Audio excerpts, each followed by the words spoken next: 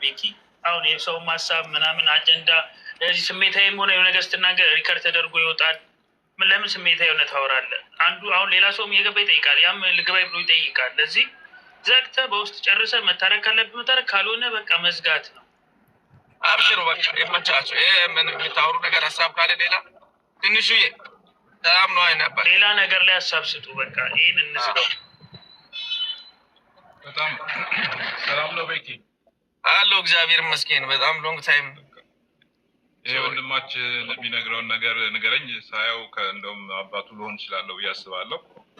በቃ ተረጋጋ፣ ምንም አልነበረም። አንተያም ልጆች ናቸው እና ይህንን አጋጣሚ ተጠቅማችሁ ያለውን ይሄ የመጣውን አተካራ ተዉትና ተረጋጉ፣ አይዟችሁ፣ እግዚአብሔር ይረዳችኋል። በብዙ እርዳታ ላይ የምትሳተፉ ብዙ ሰዎችን ሕክምና የሰጣችሁ ብዙ ሰዎችን የረዳችሁ ሰዎች እንዲህ በዚህ ለመጠር መታችሁ ስትሰዳደቡና የሆነ ነገር ሳይ በጣም ነው ያዘንኩት።